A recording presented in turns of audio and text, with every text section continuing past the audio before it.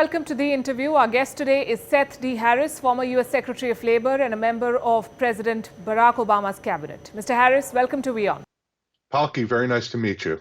We'll start with your subject, jobs. The weekly employment figures in the U.S. were better than expected the last time. The headlines said that the labor market is healing. Do you agree with this assessment?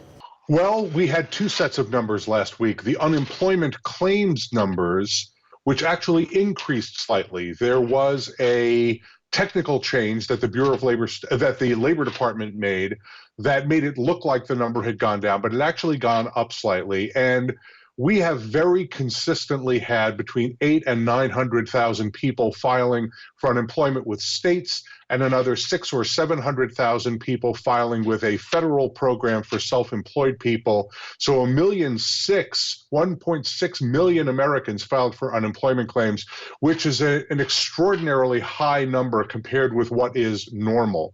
We also got the unemployment and jobs numbers last week, where we saw an improvement in the unemployment rate of 8.4%. But what we also saw was a slowing of job growth in the United States. We actually had only about 1.1 million jobs created. That is a significant decline from previous months. So the economy in the U.S. is slowing down, all because of the coronavirus pandemic. Donald Trump said on Twitter, and I'm quoting, "Great job numbers, 1.37 million jobs added in August. Unemployment rate falls to 8.4%. Wow, much better than expected. Broke the 10% level faster and deeper than thought possible." Why do you think he said this? Well, because Donald Trump is running for re-election and he wants people to believe that the economy is going extremely well. It is going quite poorly, actually. We have more than 29 million Americans receiving some kind of unemployment benefits right now. That is 1 in 5 U.S. workers who are unemployed or receiving some kind of unemployment benefits.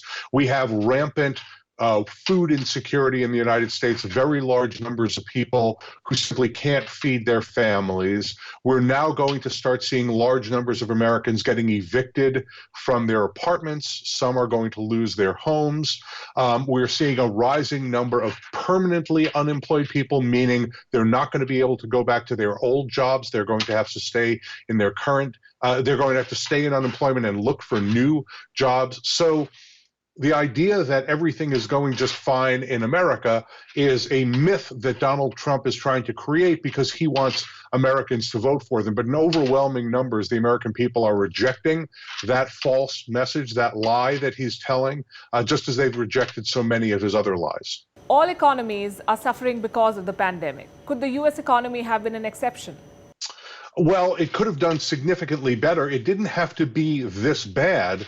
The problem is that our leadership has utterly failed in the United States. President Trump spent more effort denying the existence of a pandemic, denying the risk to the United States, spent more time, suggesting that people drink bleach and somehow shine ultraviolet light inside their body as a solution, or take hydroxychloroquine, which is a drug for lupus and other conditions, not for treating the coronavirus. He did all of that instead of taking the very difficult, very painful, very challenging steps to fight the pandemic straight out. We have not had a national testing and tracing strategy. We have not had a national personal protective equipment strategy so that people could go back to work safely. We have not had clear, unambiguous guidance and workplace safety regulations so that employers could bring people back safely. We haven't had a national schools program to make sure that school districts could bring students back safely. It's been a complete failure at the federal level, and as a consequence of that, our economic pain has been deeper and is going to last longer than if a competent president had been in leadership in the United States. And do you believe Joe Biden will be that competent president? Yes, there's no question in my mind that Joe Biden will be a significantly more successful president than Donald Trump has been. And here's how I know that. He has a plan for dealing with the economy. He has a plan for controlling the pandemic. He has a plan for ensuring that when we grow our economy, that it is done fairly so that there is racial equality in the economic investments that we make, that all of America participates, not just the cronies and friends of the Donald Trump administration. So he has laid out in great detail precisely what he is going to do if he's elected president, and it's a plan that makes a tremendous amount of sense for dealing with this unique circumstance where we have both a pandemic and an economic recession, and frankly, a broken politics that's dividing the country, with the president of the United States stirring up racial animus and violence around the country. Joe Biden's record on race has also been questioned. He's been part of groups and efforts that do not show him in very good light. Well, Joe Biden's record on race can be summed up in the phrase, he was Barack Obama's vice president, and he's been a vigorous advocate for civil rights dating all the way back to his time as a public defender in Delaware. Joe Biden has talked about his past and repudiated things that he said in the past that he thought was wrong. Donald Trump instead is campaigning on racism and xenophobia. He is intentionally stirring up violence in some of our cities to make the point that only he stands between chaos and people in the suburbs and white voters around the country. In fact, Donald Trump is the cause of a lot of this chaos. He endorses the words of Nazis marching in Charlottesville. He endorses the behavior of right-wing extremists and white supremacist terrorists in our cities who are bringing guns to protests and shooting peaceful demonstrators.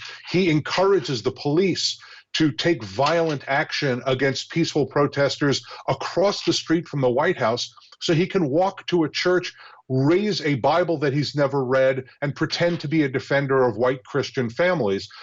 All of this is intended to divide America and to try to win with a minority of the vote. Donald Trump can't get a majority vote in the United States. Instead, what he's trying to do is to suppress the vote of people who disagree with him, particularly people of color in the United States, and to bring out the vote of those who might be inspired by this fear-based rhetoric. Frankly, it's not going to work. Would you say that the BLM protesters have discredited their own campaign by indulging in violence? No, I don't think that's true. The Black Lives Matter protesters, as a general matter, are not the cause of the violence. They are engaged in peaceful protests, trying to shine a light on police violence against communities of color. There are some agitators, anarchists and others who are looking for opportunities to just sow mayhem. That's what they do to, make a point or to make themselves feel better. But that is not what the Black Lives Matter movement is about. It is not what the movement for racial justice in the United States is about. Those protesters are focusing on a pressing and important issue that was highlighted by the death of George Floyd at under the knee of a police officer in Minneapolis, and the many, many, many other African Americans and other people of color in the United States who have faced police violence, and it's cost them their lives. That is a critically important issue, and the large majority of Americans understand that, and they see that, and they want to see police reforms in the United States. They don't want to see defunding of the police, and Joe Biden doesn't support that, but they do want to see a real effort made to address some of the systemic racism and systemic discrimination that we have in the United States. And just playing the devil's advocate here, I've gone through the numbers, and police brutality and violence record under the Obama presidency was not necessarily better than what it is now. Well, we don't really have clear data on that question, but the Obama administration very aggressively pressured cities with civil rights lawsuits and other efforts to get into consent decrees to reform their failures.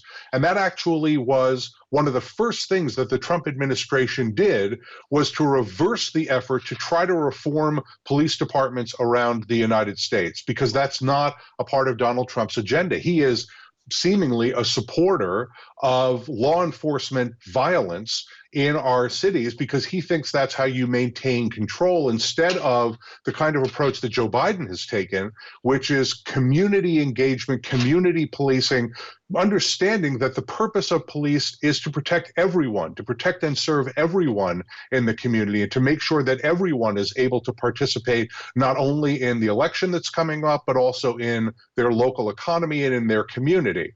So the Obama administration did make a big effort in this area with civil rights enforcement activity. The Trump administration abandoned that approach, and we're seeing some of the consequences of that. Kamala Harris, the Democratic vice presidential nominee, has asked people to march on for the future of their children and grandchildren. While the Democrats hold their campaign digitally from the safety of their homes and offices, they're asking people to come out. Does this strike you as a bit selfish? Well, Senator Harris and Vice President Biden are out campaigning even today. Senator Harris is in Milwaukee meeting with Black economic leaders, business leaders. Vice President Biden is going to be in Harrisburg, Pennsylvania, giving a speech. So this argument that somehow they're cowering in a basement somewhere has never been true. They've been communicating with supporters and journalists and taking questions and interacting virtually as much as they possibly can. Senator Harris came out and protested with Black Lives Matter protesters in Washington, D.C., when those protests were at their largest. So I think that's just another false accusation against the Biden-Harris campaign. There's been lots and lots of engagement, but we have to do it in a safe way. You know, we are in the midst of a dangerous pandemic with a disease that risks people's lives. And the way to engage the community in a situation where you have a dangerous pandemic is very carefully, very safely, that follows the science. And that's what the Biden-Harris campaign is doing. That's what a Biden-Harris administration would do. Let's talk about visas. Indian nationals accounted for 60% of the H-1B visas issued in 2019. Immigrants contribute greatly to the U.S. economy. It's all a matter of record. Is there then a need to overhaul the H-1B visa program? I think we have to take a look at the H-1B visa program and how the United States interacts with economies like India's economy, where you have a rising middle class, you have a lot of very, very skilled English-speaking workers who integrate very well into the United States economy. But at the same time, we want to have an American immigration policy that ensures that U.S. workers have a fair shot at the good quality jobs in the United States. So I think there is a need for taking a look, particularly at some of the things that Donald Trump has done, seemingly just to cause pain to families as a way of keeping immigrants of all kind. And let me just say, not just immigrants, but non-immigrants like H-1B visa holders out of the United States. Their agenda is really, the Trump agenda is really driven by xenophobia and a white supremacist outlook on an immigration policy, rather than a really serious look at what the United States needs to grow and also to relate successfully with our allies around the world like India. So I think there is a need to take a look at the H-1B visa program as part of a larger economic package and also as a part of comprehensive immigration reform. That's something that Joe Biden and Kamala Harris have talked about extensively. Our immigration system was broken even before Donald Trump took office, and Donald Trump took a hatchet to it and then poured a bunch of gasoline on it and set fire to it. We have a lot of work to do in order to rebuild the American immigration system into something that is fair, that is egalitarian, but also that helps the U.S. economy to grow. What about the future of international students in the U.S.? How do the visa uncertainties affect them? Well, this is one of the truly disgraceful attacks that the Trump administration has made on people who want to come to the United States to advance themselves and, frankly, also to advance the U.S. economy. And I say this not merely as a political observer, but also as a college professor. I'm delighted to teach at Cornell University. I have a number of international students who are participating in my classes, and we have a large number of students who are being shut out of the elite quality U.S. higher education system, one of the best higher education systems, maybe the best, I would argue the very best higher education system in the world. And they're being shut out for no good reason. I mean, this is one of the ways in which the U.S. improves its trade position in the world. By getting foreign students to come to the United States, many of them end up staying and contributing wonderfully to our economy. You know, very high percentage of the patents in the United States are earned by immigrants, people coming out of U.S. schools. A large number of businesses in the Forbes 100 and the Fortune 500 come out of the immigrant communities and non-immigrant communities. So this is just a self-defeating, ideologically driven approach that the Trump administration has taken, and it has failed because, you know, our higher education system is so potent and so effective that folks from around the world want to come and participate. So I think that will go away with Donald Trump, and we'll get back to interacting with students around the world and inviting them back to the United States. There's talk of breaking China's monopoly on supply chains. The Indian Prime Minister spoke about this last week. There are new alliances that are taking shape. Is the world, according to you, moving in the right direction? They are. The United States particularly needs to focus on rebuilding manufacturing, and particularly manufacturing supply chains, and especially supply chains for critical products like pharmaceuticals. You know, one of the things that the coronavirus pandemic exposed that Donald Trump really did nothing to try to fix was that so much of U.S. manufacturing has been offshored that we are vulnerable when there is a pandemic like this to having extreme shortages of many of the most important products that we need. So one of Joe Biden's strategies is to bring manufacturing back to the United States, particularly manufacturing supply chains. He's going to do that by reversing the tax cut that Donald Trump gave to companies that offshore American jobs, and instead encouraging the creation of jobs in the United States with the tax code, and also using the immense power of the United States government as a purchaser of goods and services to focus on making products in the United States. So this is a big emphasis for Vice President Biden and Senator Harris, and it's been a big failure of the Trump administration. There are plants, manufacturing plants, that have closed all across the industrial Midwest, but also all around the country because he has no true manufacturing policy. We've seen a manufacturing recession in the United States under President Trump. We need to make a change. And I understand that this is the U.S. presidential election. Only Americans vote, but people across the world are interested in the outcome. For our audience in India and South Asia, why would a Biden presidency be better than a Trump presidency? I'll start very simply with India's direct interest in this election is that there's only one ticket that has an Indian American on it. Kamala Harris, of course, is famously a daughter of India, as well as a daughter of the Black community in the United States. That would really be a historic moment to have an Indian American elected as Vice President of the United States. But what we will see under Joe Biden is a return to normalcy, a return to the America that the world has gotten to know and rely on, an economic partner, a national security partner, someone who is able to talk not only with our adversaries, but with our friends. President Trump has gone out of his way to insult American allies. Joe Biden knows all of those allies and will reform our alliances while keeping an eye on focus on rebuilding the American economy.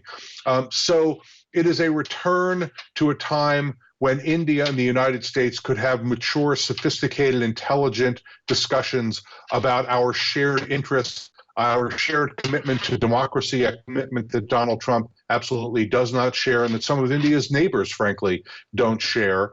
And there is a real effort to rebuild the kind of strong, serious alliance that India and the United States have, and I think both countries need. Seth D Harris, thank you very much for joining us here on WION. My pleasure talking to you. Thank you.